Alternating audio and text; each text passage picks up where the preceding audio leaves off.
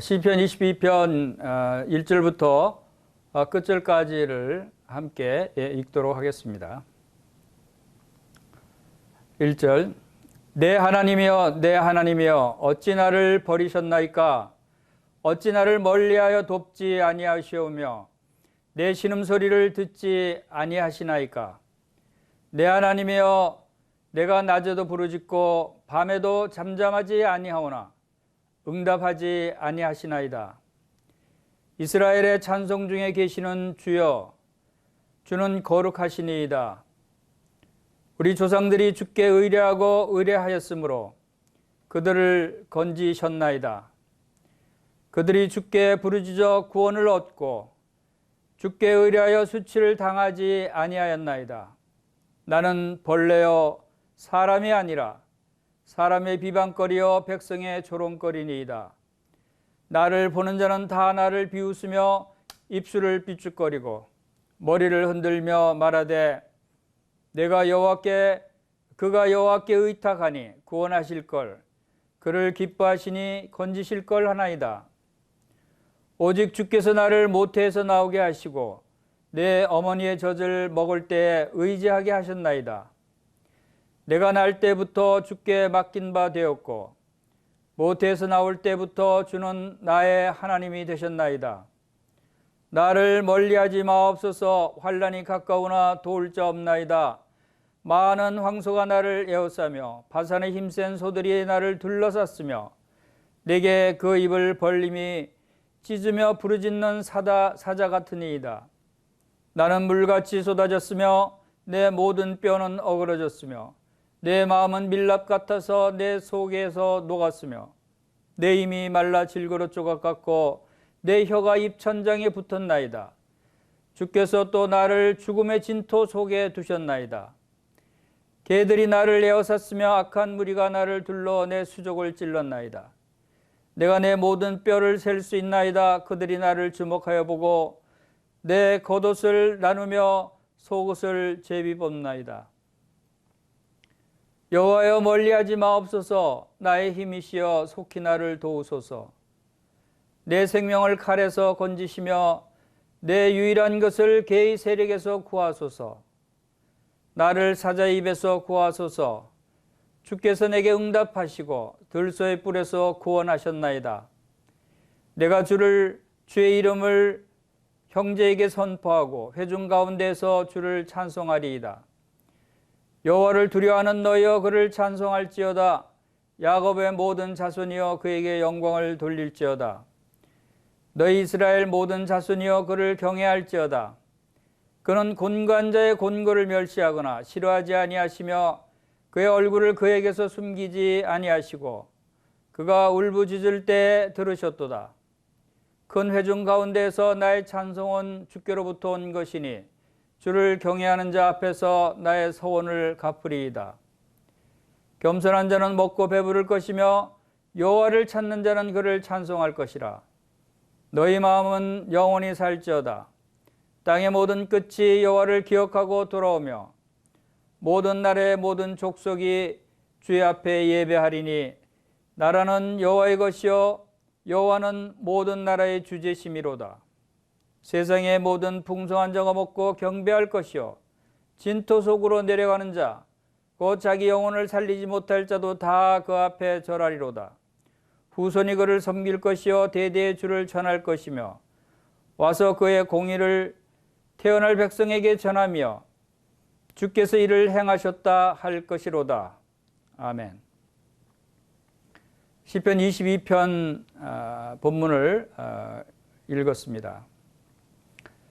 이 시편 22편 말씀을 제목은 고난과 영광 중에 계신 그리스도라고 하는 제목으로 말씀을 상고해 보기를 원합니다. 성경은 참으로 감동으로 하나님의 감동으로 기록된 말씀입니다. 이 성경은 참으로 진리의 말씀이고 성경을 이렇게 연구해 보다 보면 정말 인간의 지혜로서는 어떻게 이렇게 기록할 수 있을까 하는 인간의 지혜로는 기록 불가능한 것이 바로 이 성경 말씀이 아닌가 하는 생각이 듭니다. 성경을 읽을 때마다 참 하나님에 대한 경외심이 높아지고 또 하나님의 놀라운 지혜와 그 능력을 바라보게 됩니다. 이 시편 22편도 마찬가지입니다. 이것은 다윗의 고난으로 다윗이 겪은 그 고난에 관한 시편 내용이지만 그러나 다윗은 이 고난을 통해서 오실 예수 그리스도의 고난을 예언하고 있다라고 하는 것을 볼 때 참으로 놀라운 말씀입니다. 예수 그리스도는 다윗의 뿌리요 자손이라고 요한계시록 22장 16절에 말씀하셨습니다. 다윗은 그리스도의 초림, 처음 이 세상에 그리스도께서 오셨을 때보다 1000여 년 전에 이 시편을 기록했습니다. 그런데 이 시편 22편 또 다른 많은 내용들도 마찬가지지만 특별히 이 22편을 살펴볼 때 기록한 지 1000년 후에 메시아 예수 그리스도께서 오셔서 이 말씀이 그대로 성취된 사실을 우리가 말씀 기록을 통해서 볼 수 있습니다.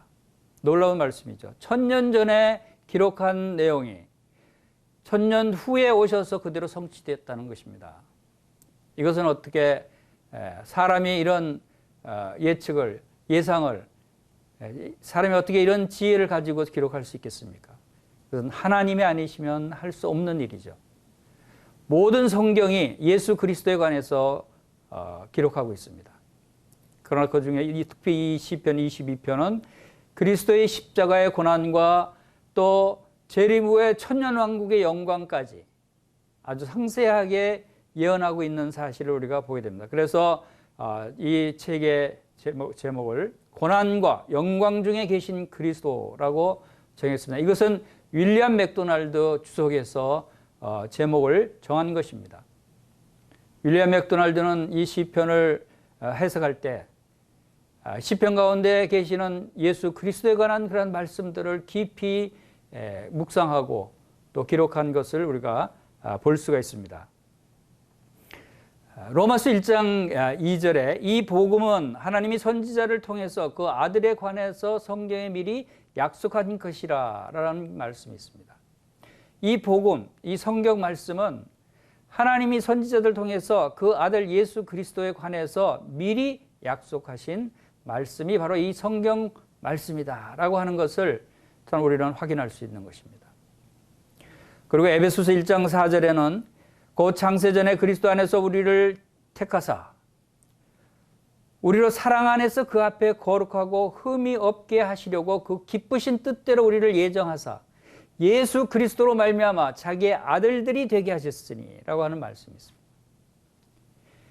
하나님께서 우리를 택하신 것이 창세전에 우리를 택하셨다는 것입니다. 하나님께서 우리를 사랑하시되 예수 그리스도 안에서 이미 창세전부터 우리를 택하시고 우리를 부르시고 우리를 의롭다 하셨다고 하는 것을 우리가 말씀을 통해서 볼 수 있습니다. 그 말씀은 이미 우리가 태어나기 전에 오래전에 창세전부터 하나님의 경륜 가운데 하나님의 섭리 가운데 우리를 부르셨다는 것입니다. 그리고 그 과정 속에서 우리를 구원하시기 위해서 보내실 예수 그리스도를 계속해서 많은 선지자들 통해서 말씀해 오셨다고 하는 사실을 우리가 확인할 수 있습니다. 그것이 이 시편 22편에서도 볼 수가 있는 내용입니다.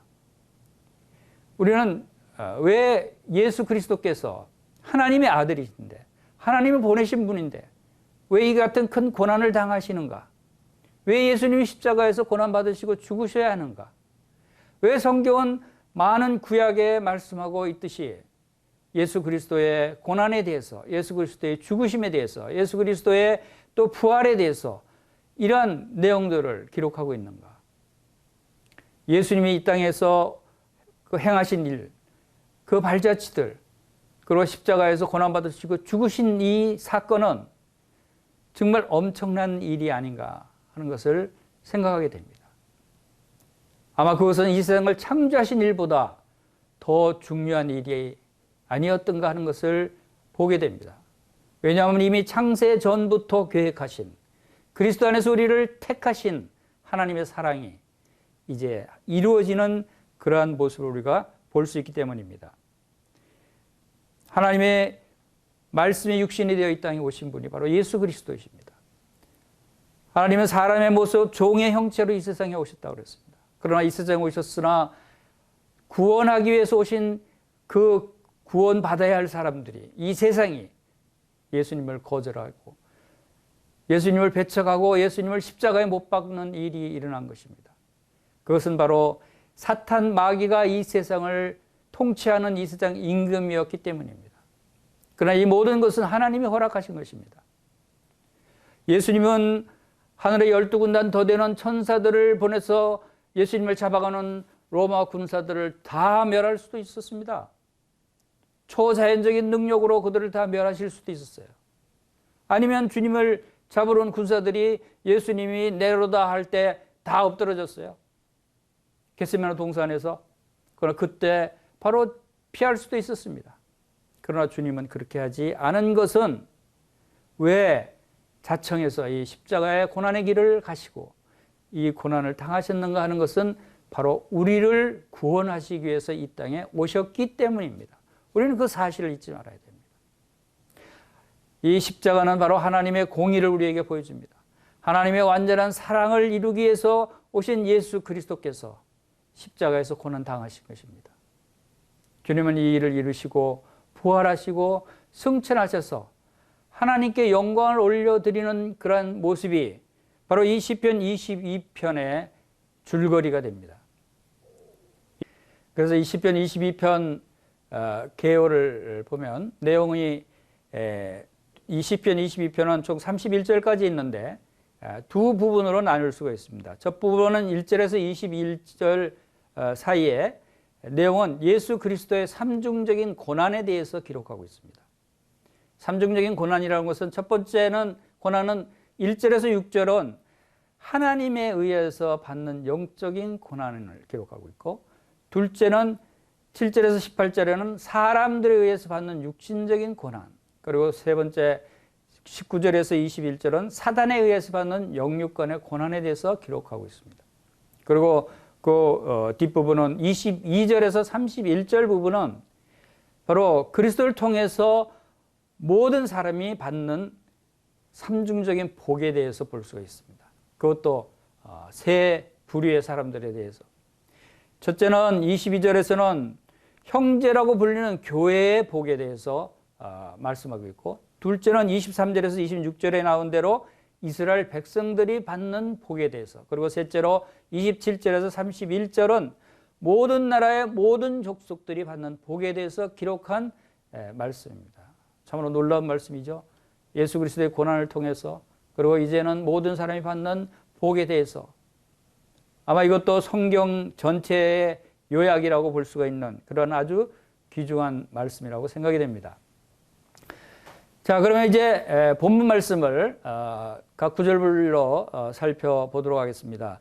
22장 1절에서 3절을 먼저 찾아서 읽겠습니다. 1절, 내 하나님이여 내 하나님이여 어찌 나를 버리셨나이까? 어찌 나를 멀리하여 돕지 아니하시오며 내 신음소리를 듣지 아니하시나이까? 내 하나님이여 내가 낮에도 부르짖고 밤에도 잠잠하지 아니하오나 응답하지 아니하시나이다. 이스라엘의 찬송 중에 계시는 주여, 주는 거룩하시니이다. 주는 거룩하시니이다. 자, 이 말씀은 바로 신약 성경의 마태복음 27장 45절에 예수님께서 십자가 상에서 외치신 말씀입니다. 똑같은 말씀을 바로 십자가에서 외치신 것을 우리가 볼 수 있습니다. 마태복음 27장 45절에는 제6시로부터 온 땅에 어둠이 임하여 9시까지 계속되더니 제9시쯤에 예수께서 크게 소리질러 이르시되 엘리 엘리 라마 사막다니 하시니 이는 곧 나의 하나님 나의 하나님 어찌하여 나를 버리셨나이까 하는 뜻이라. 이 말씀을 통해서 우리는 시편 22편이 예수 그리스도의 십자가의 고난을 상세히 표현해 주는 것이다 라고 하는 것을 믿을 수가 있습니다. 왜냐하면 예수님이 직접 이 말씀을 그대로 인용까지 하셨기 때문입니다. 놀랍지 않습니까? 여러분, 예수님이 우리를 위해서 십자가에서 고난을 받으셨다는 것을 잘 알고 있죠. 어떤 고난을 받으셨어요? 하나님이 우리를 사랑하시되 어떤 사랑을 우리를 사랑하셨는가를 여러분 그 깊이와 넓이와 높이와 길이를 알고 있습니까? 우리는 시편 22편을 묵상하다 보면 정말 주님께서 십자가에서 우리를 위해서 받으신 그 고난이 깊이와 넓이와 길이와 모든 것들을 다 알 수 있는 참으로 귀한 말씀이다 하는 것을 알게 됩니다.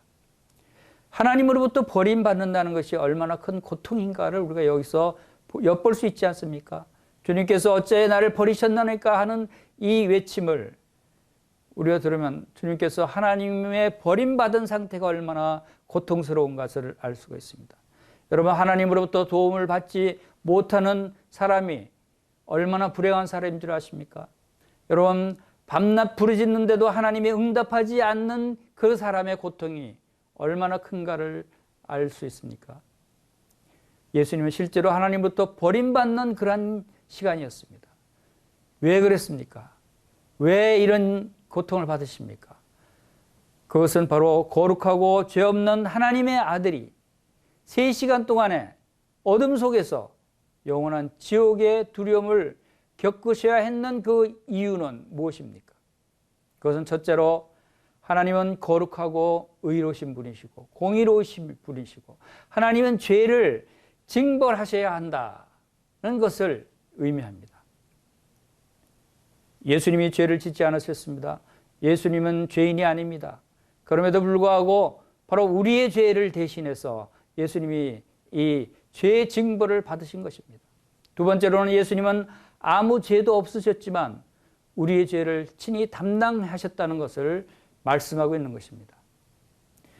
이제 4절과 5절, 6절, 8절까지 말씀을 읽어 보겠습니다. 22장 4절 우리 조상들이 주께 의뢰하고 의뢰하였으므로 그들을 건지셨나이다. 그들이 주께 부르짖어 구원을 얻고 주께 의뢰하여 수치를 당하지 아니하였나이다. 나는 벌레요 사람이 아니라 사람의 비방거리요 백성의 조롱거리니이다. 나를 보는 자는 다 나를 비웃으며 입을 비축거리고 머리를 흔들며 말하되 그가 여호와께 의탁하니 구원하실 걸 그를 기뻐하시니 건지실 걸 하나이다. 자, 여기서 주님은 참으로 놀라운 고백을 하고 있습니다. 먼저 4절 5절을 말씀하시는 것을 우리 보겠습니다. 주님께서 자신의 그 고통을 토로하기 전에 왜 4절 5절을 말씀하셨는가 하는 것입니다. 그것은 하나님께서는 조상들이 의뢰하고 조상들이 부르짖은 모든 것들을 그들을 구원하고 건지시고 그 수치를 당하지 않게 하신 신실하신 하나님이 아니십니까? 라고 하는 뜻입니다. 자, 구체적으로 주님은 어떤 일을 당하셨습니까? 놀라운 말씀이 6절에 있습니다. 나는 벌레요 사람이 아니라 사람의 비방거리요 백성의 조롱거리니이다. 여러분, 주님이 나는 벌레요 사람이 아니라 벌레는 사람보다 더 하찮은 미생물입니다. 여러분, 주님께서는 창조주이십니다. 하나님의 아들이십니다.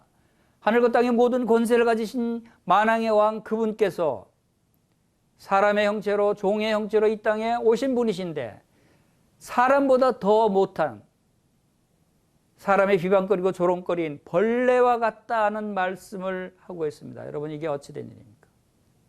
여러분, 예수님이 벌레같이 취급을 받으셨다는 것입니다.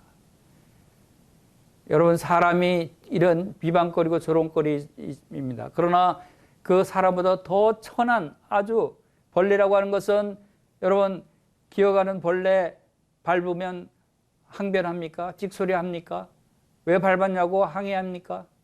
항의도 못하고 그대로 당할 수밖에 없는 그런 그 비천하고 미천한 생물이 바로 벌레 아닙니까? 예수님은 그런 벌레 같은 위치에까지 대접을 받고 있다는 얘기입니다. 여러분, 여기에 사용된 이 벌레에 사용된 단어는 톨라라고 하는 원어입니다. 톨라.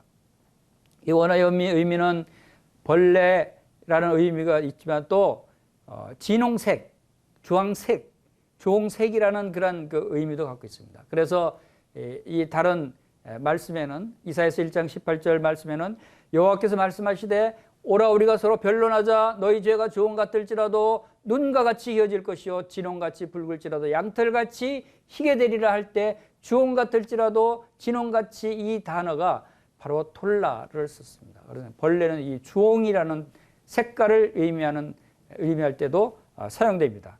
자, 근데 이 벌레는 당시에 이 톨라를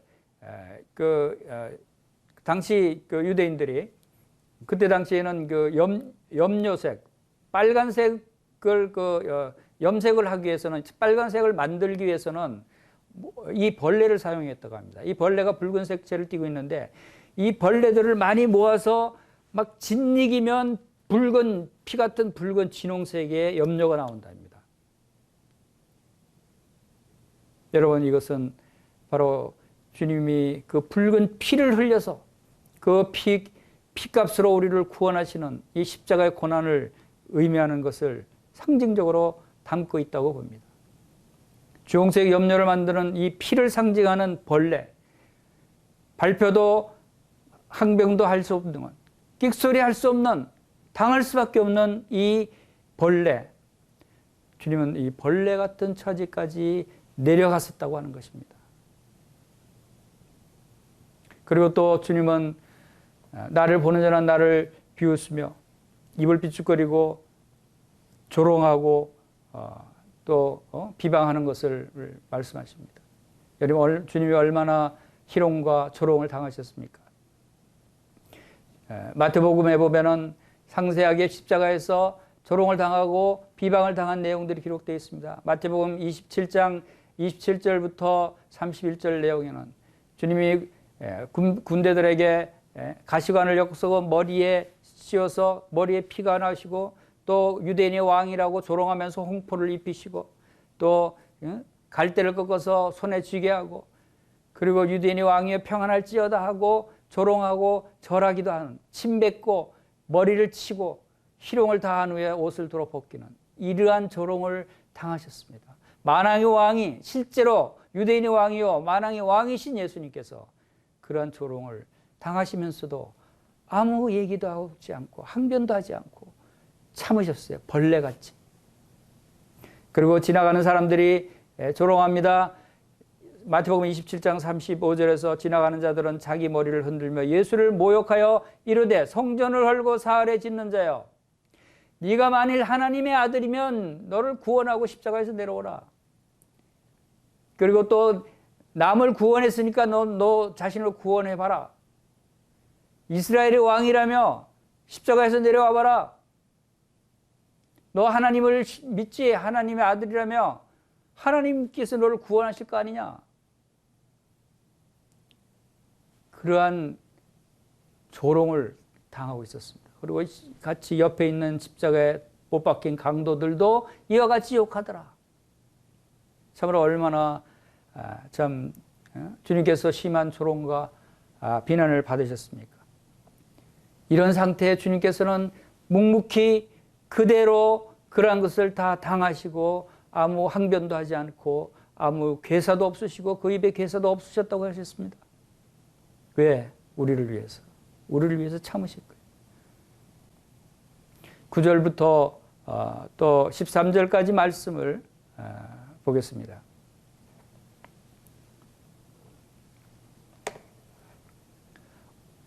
9절입니다. 오직 주께서 나를 모태에서 나오게 하시고 내 어머니의 젖을 먹을 때 의지하게 하셨나이다. 내가 날 때부터 주께 맡긴 바 되었고 모태에서 나올 때부터 주는 나의 하나님이 되셨나이다. 나를 멀리하지 마옵소서. 환난이 가까우나 도울 자 없나이다. 많은 황소가 나를 에워싸며 파산의 힘센 소들이 나를 둘러쌌으며 내게 그 입을 벌림이 찢으며 부르짖는 사자 같으니이다. 자, 이제 주님께서는 어릴 때부터 함께 하시고 도우신 하나님을 기억합니다. 어머니의 모태부터 나올 때부터 하나님께서 주님을 의지하게 하셨습니다. 날 때부터 주님께 맡긴 바 되었고 모태에서 나올 때부터 예수님의 하나님이 되셨습니다. 그러한 하나님께서 지금은 예수님을 외면하고 있습니다. 왜 그렇습니까? 지금은 멀리하고 있다고. 지금은 하나님이 예수님을 버리셨습니다. 하나님이 예수님을 멀리하셨습니다. 어째 나를 버리시나이까? 나를 멀리하지 마옵소서. 왜 그렇습니까? 그것은 바로 우리를 위해서 그 일을 당하셔야 하기 때문입니다.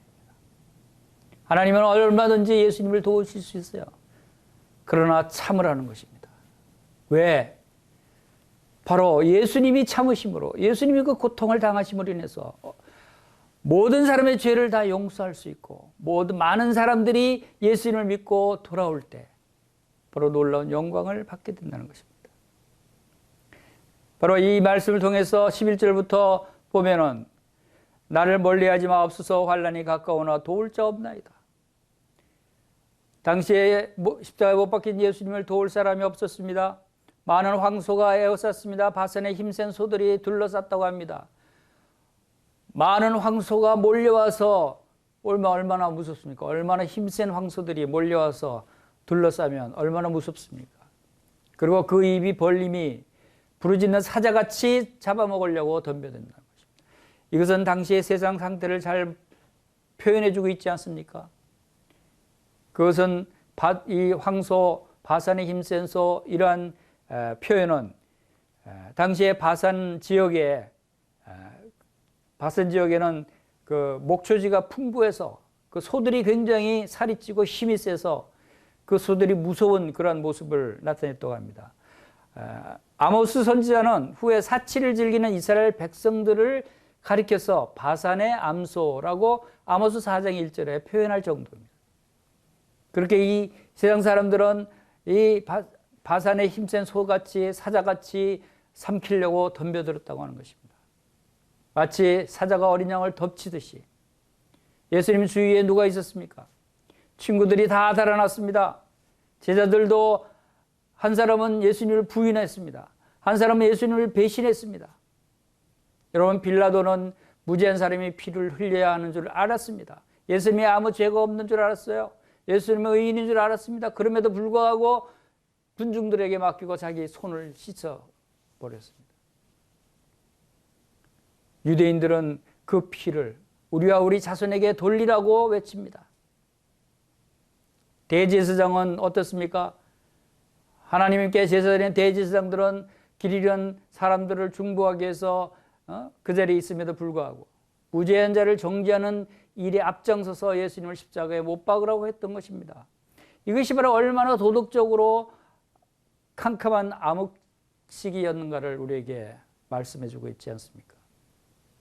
그러나 어떤 사람들은 되어지는 일을 보고 가슴을 쳤고, 한 백부장은 이 사람은 진실로 하나님의 아들이었도다 라고 마태복음 15장 39절에 증언했습니다.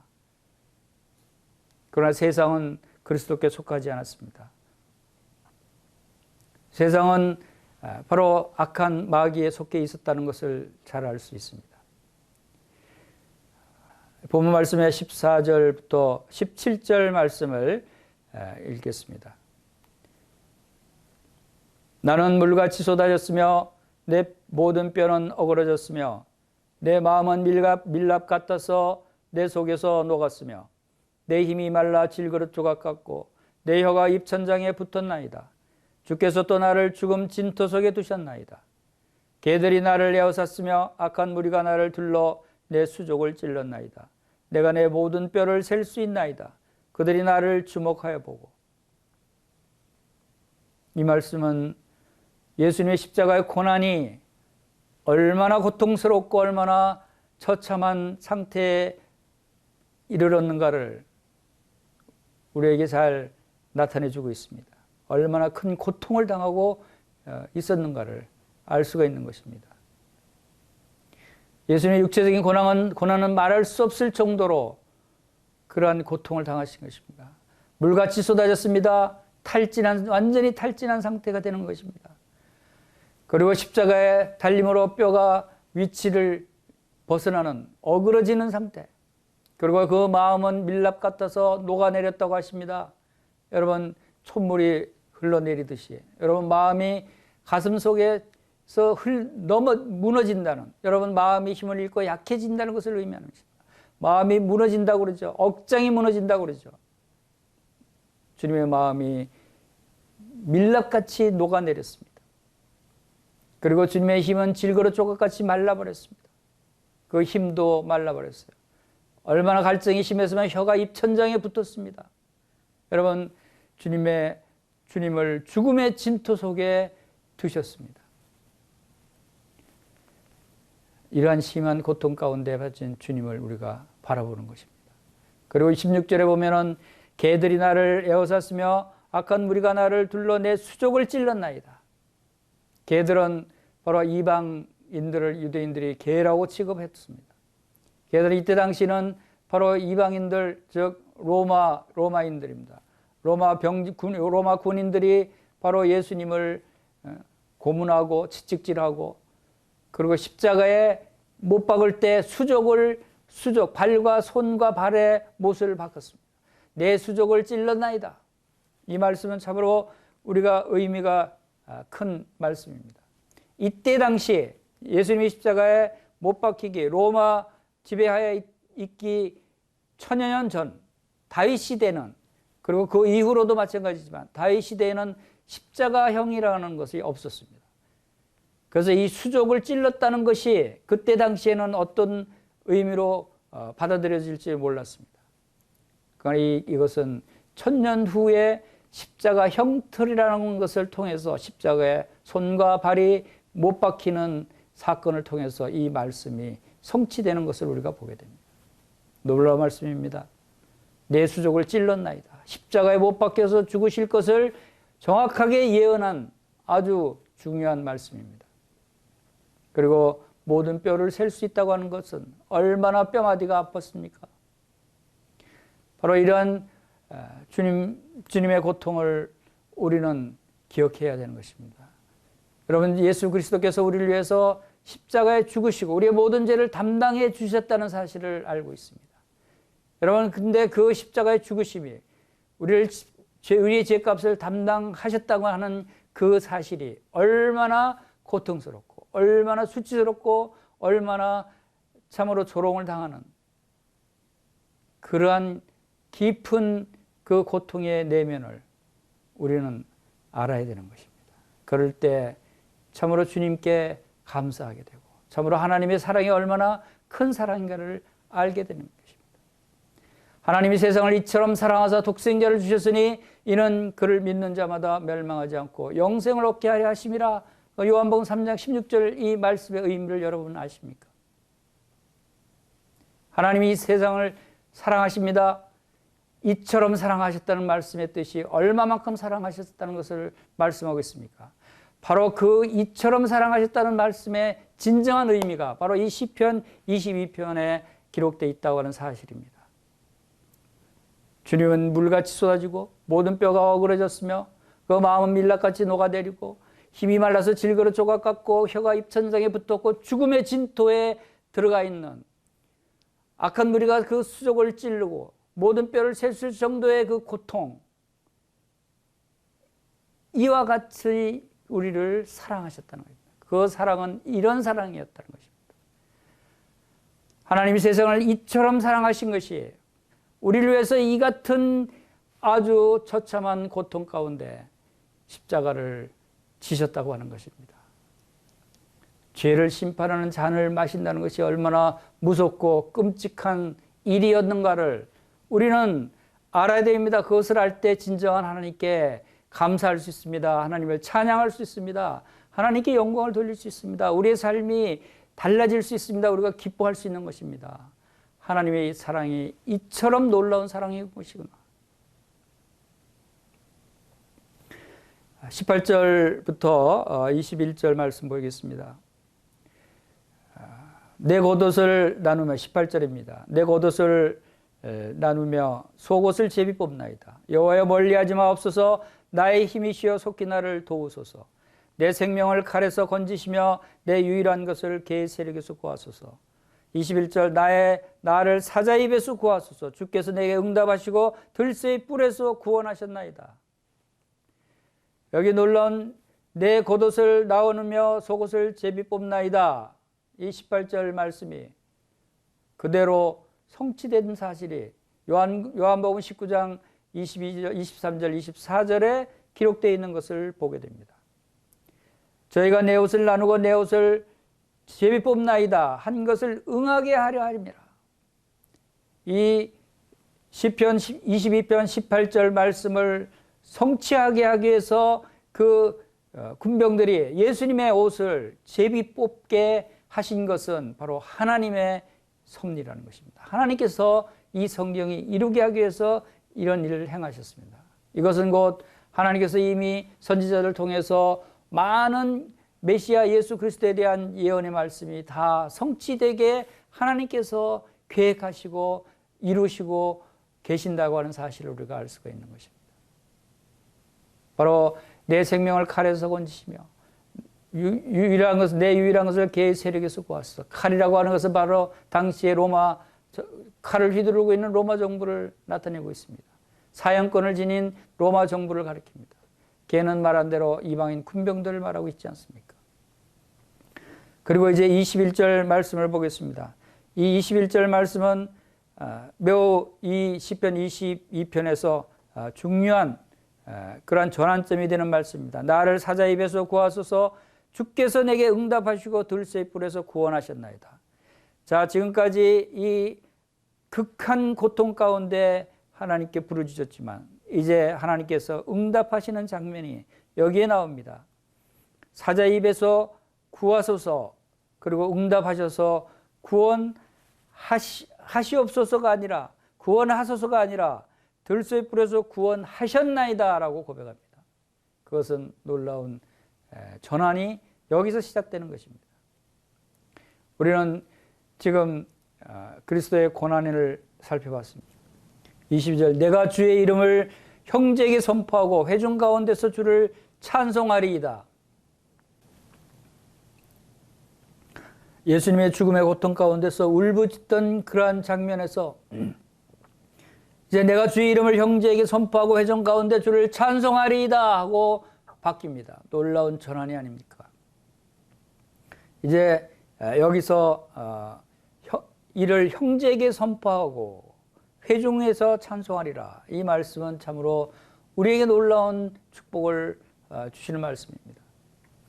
이 말씀을 히브리서 2장 11절 12절에서 12절에서 인용을 하신 말씀을 살펴보겠습니다. 히브리서 2장 11절입니다. 거룩하게 하시는 이와 거룩하게 함을 입은 자들이 다 한 근원에서 난지라. 그러므로 형제라 부르시기를 부끄러워하지 아니하시고 이르시되 내가 주의 이름을 내 형제들에게 선포하고 내가 주를 교회 중에서 찬송하리라 하셨으며, 여기서 주님께서는 거룩하게 하시는 이와 거룩해 함을 입은 자들이 한 근원에서 났다. 하나라는 것입니다. 거룩하게 하시는 이는 누구십니까? 그것은 예수 그리스도이십니다. 거룩하게 함을 입은 자들은 바로 성도들입니다. 교회입니다. 바로 성도들과 예수 그리스도는 한 근원에서 났다고 하는 것입니다. 그래서 예수님께서는 형제라 부르시기를 부끄러워하지 아니하시고, 여러분 형제에게 선포하고 예수님이 우리를 형제라고 부르신다는 것입니다. 여러분 놀랍지 않습니까? 여러분 그 하나님의 아들이 하늘과 땅의 모든 권세를 받으시고 이 땅을 심판하는 권세를 받으신 하나님의 아들이 우리의 형제라는 것입니다. 우리를 형제라고 부르십니다. 그것은 바로 하나님의 아들, 맏아들이죠. 우리도 다 이제 예수님을 통해서 하나님의 아들들이 됐습니다. 바로 이어서 하시는 말씀은 시편 22편의 22절에서는 회중 가운데 주를 찬송하리라고 했지만, 똑같은 말씀을 히브리서 2장 12절에서 인용하면서 내가 주를 교회 중에서 찬송하리라 라고 표현합니다. 즉 회중은 교회를 의미합니다. 에클레시아로 원어가 되어 있습니다. 교회입니다. 이것은 예수님이 우리 교회에서 함께 형제 자매들과 함께 하나님을 찬송하고 있다는 것입니다. 우리가 하나님을 찬송할 때 우리 가운데 예수님이 계시다는 겁니다. 내가 주를 교회 중에서 찬송하리라. 예수님도 교회 중에서 교회에서 성도들과 함께 하나님을 찬송하고 하나님께 경배를 드린다고 하는 것입니다. 놀랍지 않습니까? 이것은 바로 모든 사람을 위해서 죽음을 맛보신 우리 교회를 위해서 죽으신 예수 그리스도의 놀라우신 은혜와 사랑을 여기서 볼 수 있는 것입니다. 바로 예수 그리스도는 교회와 한 몸으로 연합된 것입니다. 예수님의 그러한 심한 고난 가운데서 놀라운 영광 가운데로 나타나셔서 이제 교회는 그리스도의 몸이 됐습니다. 그것은 에베소서 1장 20절 23절에 말씀하신 대로 에베소서 1장 20절을 보겠습니다. 그의 능력이 그리스도 안에서 역사하사 죽은 자들 가운데서 다시 살리시고 하늘에서 자기의 오른편에 앉히사 모든 통치와 권세와 능력과 주권과 이 세상뿐 아니라 오는 세상에 일컫는 모든 이름 위에 뛰어나게 하시고 또 만물을 그의 발 아래 복종하게 하시고 그를 만물 위에 교회의 머리로 삼으셨느니라. 교회는 그의 몸이니 만물 안에서 만물을 충만하게 하시는 이에 충만함이라. 여러분, 죽은 자들 가운데서 우리를 살리시고 또 예수님이 우리가 22편에서 예수님의 십자가에서 고난을 우리가 살펴볼 때 그의 능력이 이것은 바로 하나님의 크신 능력을 말씀하고 있는 것입니다. 하나님의 능력이 그리스도 안에서 역사하셨다는 것입니다. 그것은 예수님이 죽으셨습니다. 그러나 죽은 자들 가운데서 다시 살리셨습니다. 부활시키셨다는 것입니다. 그것은 하나님의 놀라운 능력이고 지극히 크신 능력이라고 말씀하셨습니다. 그리고 살리시고 하늘에 자기의 오른편에 앉히셨습니다. 그리고 모든 권세와 능력과 주권과 이 세상 오는 모든 이름 위에 뛰어나게 하셨습니다. 그리고 만물 위에 교회의 머리로 삼으셨다고 하셨습니다. 그리고 교회는 그 예수님의 몸이라고 말씀하십니다. 놀랍지 않습니까? 우리를 위해서 십자가에서 고난받으시고 죽으신 그 예수님이 이제 교회와 한 몸을 이루시고 교회 그 몸의 머리가 되셨습니다. 교회의 머리는 예수님입니다. 바로 하나님의 아들 예수 그리스도가 교회의 머리라고 하십니다. 우리는 그 몸이라고 하십니다. 그것은 무엇을 의미합니까? 머리와 몸의 관계는 하나라는 것입니다. 고통을 같이 느끼고 같은 연합된 모습을 나타내고 있는 것입니다. 영광도 함께 나누고 고난도 함께 나누는 것을 의미하는 것입니다. 놀라운 신분으로 교회를 말씀하고 있는 것입니다. 이제 23절부터 26절 말씀을 보겠습니다. 여호와를 두려워하는 너희여 그를 찬송할지어다. 야곱의 모든 자손이여 그에게 영광을 돌릴지어다. 너희 이스라엘 모든 자손이여 그를 경외할지어다. 그는 곤고한 자의 곤고를 멸시하거나 싫어하지 아니하시며 그의 얼굴을 그에게서 숨기지 아니하시고 그가 울부짖을 때에도 들으셨도다.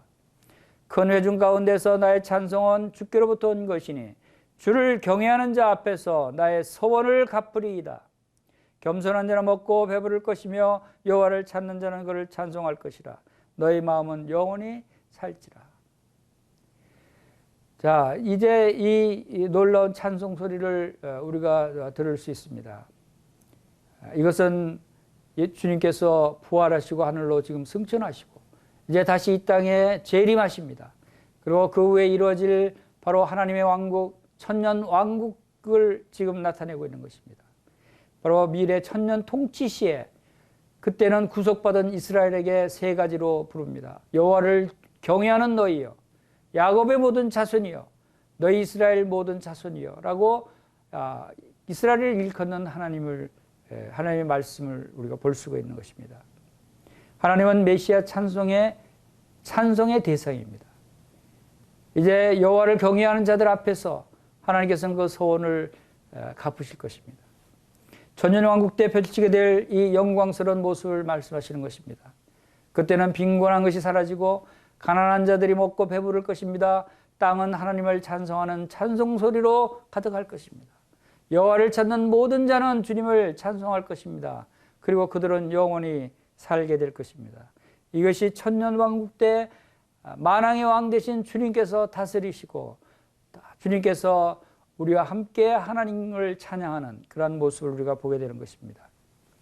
이제 마지막 부분입니다. 27절부터 31절까지 말씀을 보겠습니다. 땅의 모든 끝이 여호와를 기억하고 돌아오며 모든 나라의 모든 족속의 주의 앞에 예배하리니 나라는 여호와의 것이요 여호와는 모든 나라의 주제이심이로다. 세상의 모든 풍성한 자가 먹고 경배할 것이요 진토 속으로 내려가는 자 곧 자기 영혼을 살리지 못할 자도 다 그 앞에 절하리로다. 후손이 그를 섬길 것이요 대대의 주를 절할 것이며 와서 그의 공의를 태어날 백성에게 전하며 주께서 이를 행하셨다 할 것이로다. 아멘. 이때는 천년왕국 때는 세계적으로 영적 부흥이 일어날 것입니다. 땅의 모든 끝이 예수 그리스도의 십자가의 고난을 기억하고 주님께로 돌아올 것입니다. 열방의 모든 족속이 한 무리를 이뤄서 하나님을 경배하고 예배드릴 것입니다. 그리고 하나님께서 친히 온 세상의 주제가 되신다고 말씀하십니다. 그 통치권은 주님의 것이고 주님은 열방을 다스릴 것입니다. 땅의 모든 큰 자들이 주님의 통치에 굴복할 것이라고 말씀하실 것입니다. 모든 죽을 인생들이 하나님 앞에 엎드려 절할 것입니다. 그리고 사람들이 대대로 주님을 섬긴다고 말씀하십니다.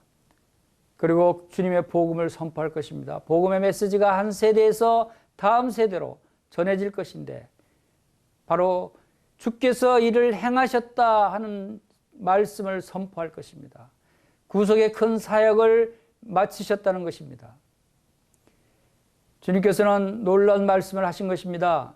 여기서 제일 끝줄에 31절에 그의 공의를 태어날 백성에게 전하며 주께서 이를 행하셨다 할 것이로다. 이 주께서 이를 행하셨다고 하는 것은 바로 다 이루었다라고 하는 뜻과 동일한 뜻입니다.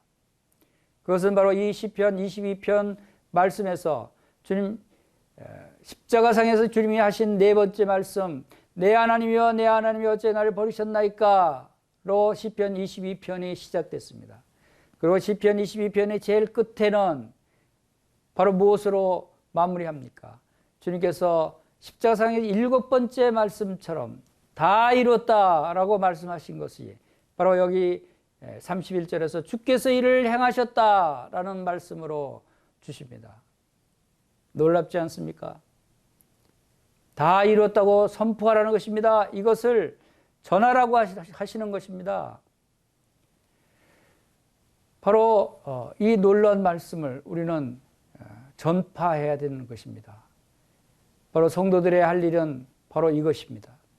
이 말씀을 주신 것은 바로 이 말씀대로 우리가 순종할 것을 주님께서 말씀하시고 있는 것입니다. 시편 22편 31절에서 후손이 그를 섬길 것이요 대대의 주를 전할 것이며 그의 공의를 태어날 백성에게 전하며 주께서 이를 행하셨다 할 것이로다. 다 이뤘다 할 것이로다. 다 이뤘다고 전하라는 뜻이 아닙니까? 주님께서 다시 오실 때 죽으심을 전하라고 하십니다. 여러분, 주님께서 죽으시기 전에 분부하신 중요한 말씀이 있습니다. 그것은 바로 주님께서 성만찬을 제정하시는 말씀입니다.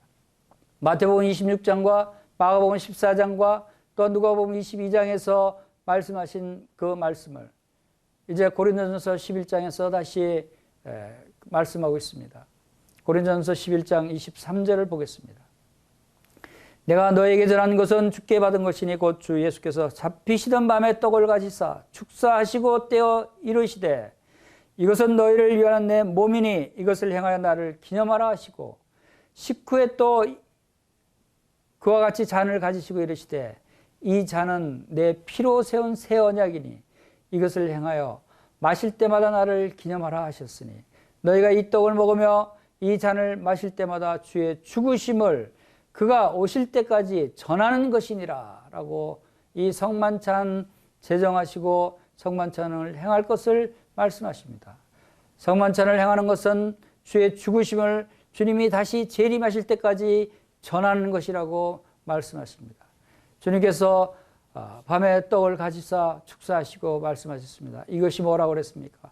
너희를 위하는 내 몸이다 그랬습니다. 주님께서 그 몸을 우리를 위해서 어떻게 내주셨습니까? 주님께서 어떤 고난을 당하셨습니까? 주님께서 어떠한 고통 가운데 그 몸을 내어주셨습니까?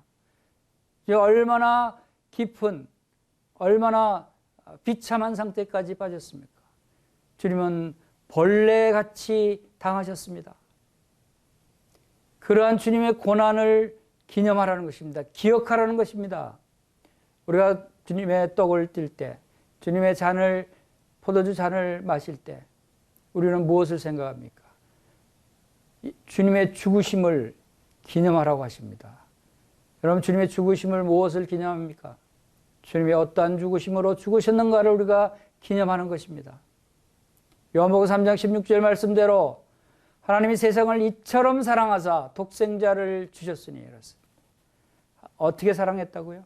이처럼 사랑했다는 것이 무슨 뜻이라고요?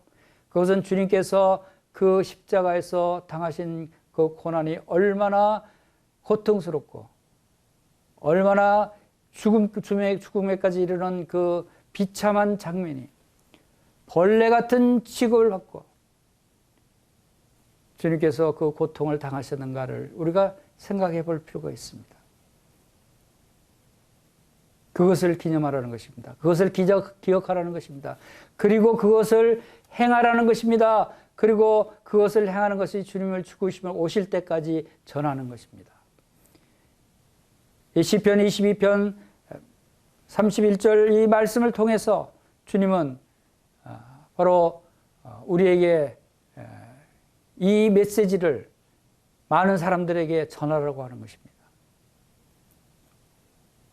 주님이 우리에게 십자가를 기억하라고 하는 것입니다. 우리에게 주님의 죽으심을 기억하라고 하는 것입니다. 주님의 그 피를 기억하라고 하는 것입니다. 주님의 죽으심은 어떤 죽음을 죽으셨습니까? 하나님이 세상을 이처럼 사랑하신 것이 어떻게 사랑하신 것입니까? 계시록 5장 9절 10절에서도 주님은 그들이 새 노래를 불러 이르되 두루마리를 가지시고 그 인봉을 띠기에 합당하시도다. 일찍이 죽임을 당하사 각 족속과 방언과 백성과 나라 가운데서 사람들을 피로 사서 하나님께 드리시고 그들로 우리 하나님 앞에서 나라와 제사장을 삼으셨으니 그들이 이 땅에서 왕 노릇하리로다. 사람들을 피로 사서 하나님께 드리셨습니다. 어떻게 피로 사서 하나님께 드리셨습니까? 십자가에서 어떻게 고난을 당하셨습니까? 나는 벌레요 사람이 아니라고 할 정도였습니다. 사람의 비방거리고 조롱거리였다고 말씀하셨습니다. 나는 물같이 쏟아졌고 바로 내 뼈는 어그러졌고 내 마음은 밀랍같이 녹았다고 했습니다. 내 힘이 말라서 질그릇 같고 내 혀가 입천장에 붙을 정도로 목말랐습니다. 그리고 죽음의 진토에 들어가 있었습니다. 그리스도의 핏값이 피로 사신 그 핏값이 이런 핏값이었습니다. 이처럼 사랑하사가 바로 이와 같은 사랑을 우리에게 하신 것입니다. 우리는 예수 그리스도의 그 고난이 얼마나 큰 고난이고 얼마나 비참한 우리를 위해서 당하신 그 고난이 얼마나 크신 고난인가를 알아야 된다는 것입니다. 그럴 때 우리는 이것을 감사할 수 있는 것입니다. 찬양할 수 있는 것입니다. 그리고 많은 사람들에게 모든 족속들에게 전할 수 있는 것입니다. 주님께서 이 일을 우리를 구원하시기 위해서 다 이루셨다 라고 전파할 수 있는 것입니다. 이것은 오늘날 우리에게 주시는 중요한 주님의 메시지라고 생각이 됩니다. 이제 10편 22편 마지막 절에서 말씀하신 대로 이제 주께서 이를 행하셨다라고 전하라고 말씀하시는 것입니다. 다시 말해서 다 이루었다. 예수님께서 우리의 죄를 용서하시기 위한 모든 구원의 계획을, 구속 사역을 다 이루었다. 그러므로 예수 그리스도만 믿으면 여러분이 구원을 받습니다. 예수님을 믿고 구원받으십시오. 여러분의 죄의 문제를 다 해결됐습니다. 여러분의 죄값을 다 갚아주셨습니다. 죄값을 다 십자가에서 예수님이 친히 그 죄의 대가를 갚으시고 그 피를 흘려주셨습니다. 피 흘림이 없은 적 죄사함이 없다고 하신 대로 예수님이 그 벌레같이 취급을 당하시면서 벌레같이 그 진홍색의 피를 다 흘려주셨습니다. 그 벌레가 짓이겨졌을 때, 으깨어졌을 때 그 주홍 같은 염색, 붉은색이 나오듯이 주님은 바로 짓이겨지고 으깨어지고 하는 상태에서 주님의 그 보혈을 다 흘려 주신 것을 의미하는 것입니다. 주님의 그 피값으로 바로 우리를 구원하신 것입니다. 이것은 주님께서 다시 오실 때까지 이 사실을 우리가 기념할 뿐만 아니라 감사할 뿐만 아니라 바로 이 사실을 전하여야 한다는 것입니다. 이 너희가 이 떡을 먹으며 이 잔을 마실 때마다 주의 죽으심을 그가 오실 때까지 전하는 것이니라. 고린도서 11장 26절에서 말씀하고 있는 것입니다. 여러분, 주님을 기억하시기 바랍니다. 주님께 감사드리시기 바랍니다. 주님을 찬양하시기 바랍니다. 바로 이 놀라운 주님의 하나님의 사랑을, 예수 그리스도의 은혜와 사랑을 이제 백성들에게 전하라고 말씀하십니다. 전파해야 되는 것입니다. 주님 오실 때, 주님 오시기를 예비하는 성도들은 바로 이 놀라운 하나님의 사랑을 전하는 사람들입니다. 여러분의 삶을 통해서, 말씀을 통해서, 문서를 통해서 무엇을 하든지 바로 주님의 복음을 전하는 일에 여러분들이 힘쓰게 되기를 바랍니다. 먹든지 마시든지 무엇을 하든지 하나님의 영광을 위해서 하라고 했습니다. 이것이 바로 이 복음을 전하는 이 놀라운 일입니다.